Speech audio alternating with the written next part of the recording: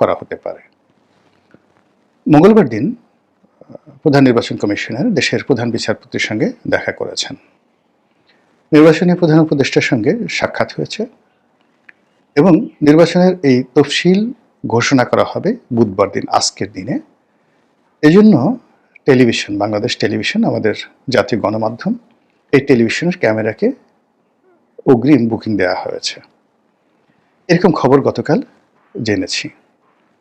তো আজকের এই বুধবার এই দিনটি পর্যন্ত, এই সময়টি পর্যন্ত, যে সময়টাতে আমি ভিডিও করছি, দুপুর গড়িয়ে জোহরের আজান হয়েছে, তখন পর্যন্ত আসলে তফসিল ঘোষণা করা হয়নি। হয়তো বিকেলে হবে, হয়তো আগামীকাল হবে, কিংবা হবে না। কিন্তু তার আগে যে জিনিসগুলো ঘটছে তার কিছু নমুনা আপনাদেরকে বলে নেই। আপনারা জানেন যে ছাত্রদের মধ্য থেকে দুজন প্রতিনিধি উপদেষ্টা রূপে মন্ত্রীর পদমর্যাদায় এই সরকারে আছেন, যারা এই সামনে যে নির্বাচন, সেই নির্বাচনে অংশগ্রহণ করার ব্যাপারে তারা আগ্রহী।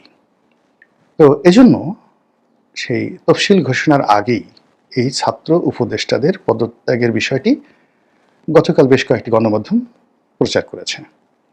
আমি আজকের দিন পর্যন্ত, এখন পর্যন্ত জানি না যে এই দুজন ছাত্র উপদেষ্টা, জনাব মাহফুজ এবং জনাব আসিফ মাহমুদ সজীব ভুঁইয়া, তারা পদত্যাগ করেছেন কিনা বা আদৌ করবেন কিনা। দ্বিতীয়ত, এই দুজন উপদেষ্টা তারা কি এনসিপিতে ইলেকশন করবেন, স্বতন্ত্র ইলেকশন করবেন, জামাত থেকে ইলেকশন করবেন, নাকি বিএনপি থেকে ইলেকশন করবেন, এটি আমরা এখন পর্যন্ত জানি না। আমরা যেটা শুনেছিলাম যে আসিফ মাহমুদ সজীব ভুঁইয়া ধানমন্ডি থেকে ইলেকশন করবেন, ধানমন্ডি 10, মূল ধানমন্ডি, যেটাকে আওয়ামী লীগের কলিজা বলা হয়, হার্ট বলা হয়। তো এই আসনটি বলা হচ্ছিল যে ছাড় দেওয়ার জন্য, বিএনপির পক্ষ থেকে ছাড় দেওয়ার জন্য এই আসনে বিএনপি কোনো প্রার্থী ঘোষণা করেনি। কিন্তু এখানে বিএনপি প্রার্থী ঘোষণা করেছে জনাব রবিউলকে।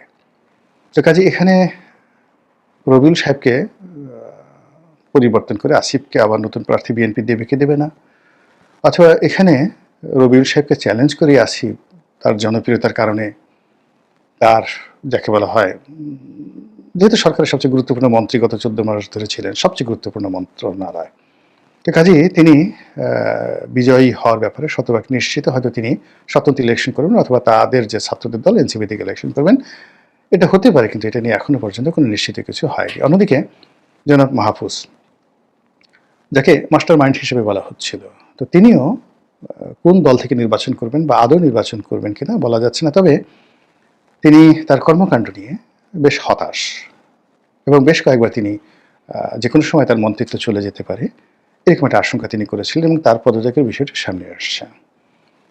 এর বাইরে আরও কয়েকজন উপদেষ্টার নির্বাচনে অংশগ্রহণ করা নিয়ে নানা রকম কথাবার্তা হচ্ছে, এবং তাদের অতীতে নির্বাচন করার বা তাদের আত্মীয় স্বজনের নির্বাচন করার ইতিহাস রয়েছে। আপনারা জানেন যে সৈয়দ রেজওয়ানা হাসানের বাবা, তিনি বিএনপির একজন নেতা ছিলেন, সাবেক সংসদ সদস্য এবং সম্ভবত মন্ত্রীও ছিলেন। তো কাজেই তিনি তার আসন থেকে, সুনামগঞ্জ থেকে ইলেকশন করতে পারেন। আরেকজন উপদেষ্টা আছেন জনাব আদিলুর রহমান শুভ্র, তিনিও একবার নির্বাচন করেছিলেন, কোন দল থেকে বা স্বতন্ত্রভাবে এমপি ইলেকশন করেছিলেন, তিনিও করতে পারেন।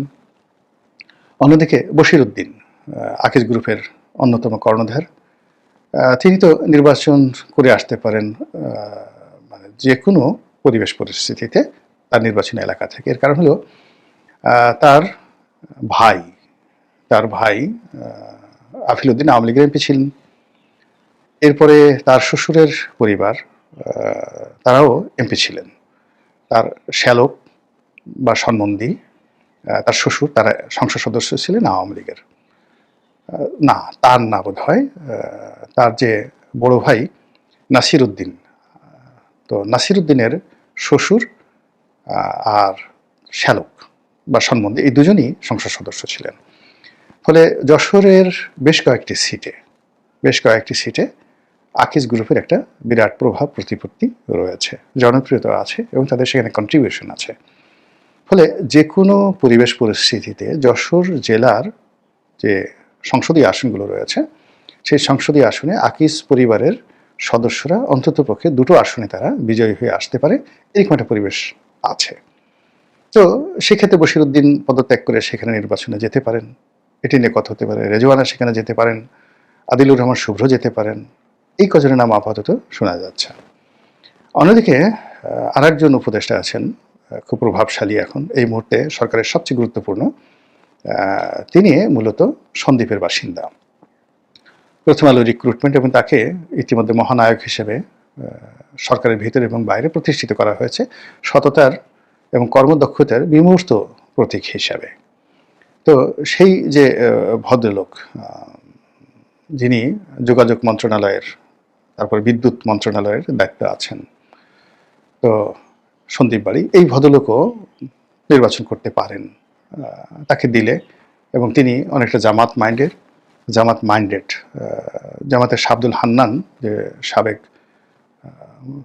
যে এনবিআর চেয়ারম্যান ছিলেন, বাংলাদেশ ব্যাংকের ডিপ্টি গভর্নর ছিলেন এবং জামাতের মুরব্বী ছিলেন, তো তার সম্ভবত ভাইরা ভাই বা নিকটাত্মীয় এই ফজল করিম খান, জনাব ফজল করিম খান, তিনিও নির্বাচন করতে পারেন।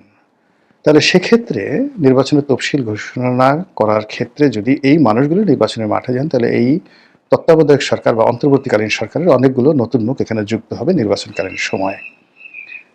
তো এত বড় একটা ঘটনা ঘটবে, কিন্তু সরকারের মধ্যে এটা নিয়ে কোনো, যাকে বলা হয় তাড়াহুড়ো, এটা নিয়ে কোনো কর্মকাণ্ড আমরা দেখছি না। অন্যদিকে তফসিল যদি ঘোষণা করা হয়ে যায়, সেই ঘোষণা করার সঙ্গে সঙ্গে এই মুহূর্তে বিএনপির কতগুলো সমস্যা রয়েছে। তারেক রহমান সাহেবের দেশে আসা না আসা নিয়ে বিরাট একটা প্রশ্ন সামনে এসে গেছে। এখন এতদিন যাবৎ বাজনা বাজানো হচ্ছিল তারেক রহমান সাহেব আসবেন, শিডিউল ঘোষণা করলে আসবেন, কিন্তু যেই মুহূর্তে তিনি বলেছেন যে তার দেশে ফেরা তার একক কোনো সিদ্ধান্ত নয়, এর ফলে তার আশাটা অনিশ্চিত হয়ে পড়েছে। যদি তিনি এখন আসেন, বলবেন তিনি মিথ্যা কথা বলেছেন, কি অসুবিধা, আগে অসুবিধা ছিল, এখন অসুবিধা, হঠাৎ করে চলে গেল কেন? আর যদি না আসেন, তাহলে সবাই বলবেন যে নেতা যেখানে দেশের বাইরে, তিনি তার জীবনের ব্যাপারে, কোনো ব্যাপারে, নিরাপত্তার ব্যাপারে তিনি ঝুঁকে নিতে পারছে না, তো সেখানে তার কর্মীরা কি করে নির্বাচনী এলাকায় গিয়ে নিরাপদে ইলেকশন করবে? আপনারা জানেন যে 2018 সনে একটা ভীষণ রকম অবস্থা তৈরি হয়েছিল, এবং আমি যেহেতু সেই নির্বাচনে প্রার্থী ছিলাম, এখনও সেই কথা স্মরণ হলে শ্বাসরুদ্ধ হয়ে আসে। আশ্রয় নেওয়ার মতো কোনো রাষ্ট্রীয় প্রতিষ্ঠান ছিল না, দলের মানে কোনো কাণ্ডারি ছিল না, না তারেক রহমান সাহেব, না মির্জা ফখরুল সাহেব, না ডক্টর কামাল হোসেন। মানে কেন যে ওই সময়টিতে প্রার্থীরা গিয়েছিলেন এবং যে অপমান তারা হয়েছিলেন, প্রতিটা প্রার্থী সারা বাংলাদেশে, টেকনাফ থেকে তেঁতুলিয়া পর্যন্ত, বেইজ্জতি হননি, লাঞ্ছিত হননি, এরকম কোনো বিএনপির প্রার্থী ছিল না।